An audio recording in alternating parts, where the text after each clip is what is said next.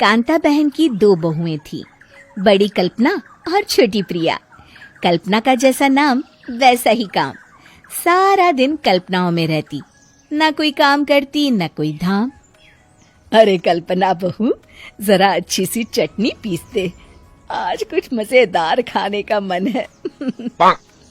पेट में जलन हो जाएगी माँ जी बुढ़ापे में, और वैसे भी मेरा काम करने का वक्त शाम का है, अब प्रिया को ही बोल दो। इतना कहकर कल्पना वहां से चली जाती है। कांता कल्पना के ऐसे रवैये से काफी परेशान रहती हैं। मैं बना देती हूँ माँ चटनी।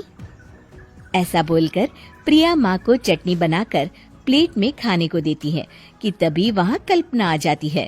अरे वाह चटनी, जरा चख कर तो देखूं, बड़े दिन हो गए। अरे नहीं बहू, तू तो रहने ही दे चटनी खाना, पेट में जलन हो जाएगी।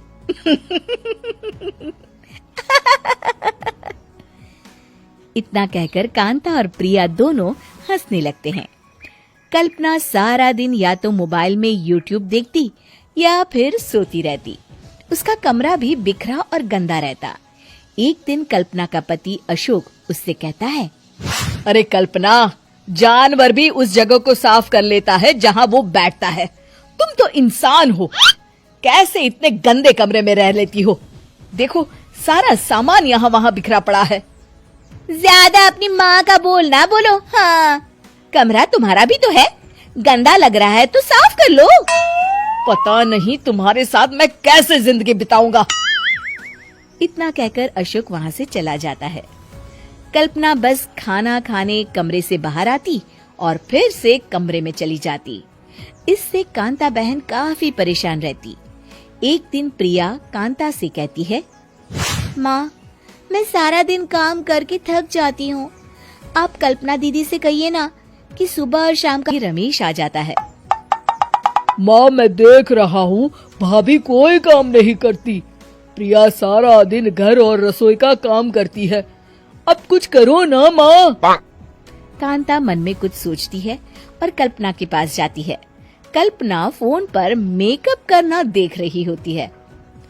कल्पना, तुम सारा दिन बस मोबाइल देखती हो, घर का कोई काम भी कर लिया करो। प्रिया सारा दिन काम करके थक जाती है, आज से मैंने फैसला किया है, एक वक्त का काम तुम करोगी, सुबह का खाना तुम बनाओगी और रात का प्रिया। आप लोगों ने काम को हव्वा बना रखा है। अरे पता नहीं थोड़ा सा ज्यादा काम करने में आप लोग घबरा क्यों जाते हैं। और हाँ, बहुत ज्यादा प्रिया की तारीफ मत करिए मेरे सामने, बड़ी बहू तो मैं ही रहूंगी। मैं कुछ नहीं जानती, कल सुबह मुझे वक्त से खाना चाहिए, रसोई में आ जाना, वरना कल से तुझे खाना नहीं मिलेगा। अगली सुबह कल्पना रसोई में नहीं आती है। वो देर से सोकर उठती है और बाहर आकर कहती है, अरे भूख लगी है, आज खाने में क्या है? इतनी देर हो गई, आज किसी ने मुझे उठाया भी नहीं, पता नहीं कहाँ है सब। कल्पना को घर में कोई नहीं दिखता। वो रसोई की तरफ जाती है जहाँ बड़ा सा ताला लगा होता है। अरे रसोई में ताला? ओ, मैं तो भूल ही गई थी, माँ ने आज से सुबह का खाना मुझे बनाने को कहा था। हे भगवान, इतने लोगों का खाना। जी मजा आ गया छोले भटूरे खाकर। मेरे मुंह में तो अभी भी स्वाद आ रहा है। अरे कल्पना, तेरे भरोसे रहते तो हम तो भूखे ही रह जाते। कल्पना को बहुत गुस्सा आ जाता है। अब बहुत हो गया, आज से मैं अपनी रसोई अलग कर रही हूँ, मैं अपना खाना खुद बना लिया करूंगी। कल्पना अपनी रसोई अलग कर लेती है, पर आए दिन उसका देर से उठना और काम न करने की आदत से वो भूखी ही रह जाती थी। उसी के सामने घर के लोग अच्छे अच्छे पकवान खाते और कामचोर कल्पना को जैसे तैसे ही खाना बनाकर खाना पड़ता। पर एक दिन तो हद ही हो गई।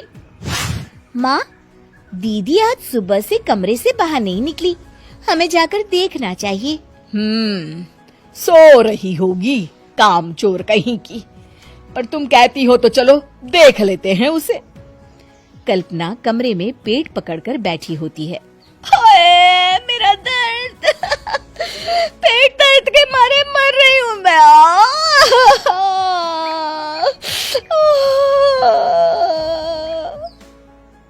अरे दीदी क्या हुआ? पेट में दर्द क्यों हो रहा है? डॉक्टर को दिखाया आपने? माँ। कल्पना खड़ी होती है और माँ जी के पास आती है। मुझे माफ कर दीजिए, अब से मैं सारे काम में मदद करूंगी, कभी आलस और काम चोरी नहीं करूंगी। हाँ हाँ वो तो ठीक है, लेकिन अचानक क्या हो गया जो तू काम करने को तैयार हो गई? काम चोर कल्पना। माँ, लगातार बासी और उल्टा पुल्टा खाना खाने के कारण मेरे पेट में इन्फेक्शन हो गया है। काम न करना पड़े इसलिए मैं 2 दिन का खाना एक दिन ही बना लेती थी। बासी और खराब खाना खाने के कारण लेने के देने पड़ गए। पेट में दर्द हो रहा है। चलो अच्छा हुआ, देर आए दुरुस्त आए।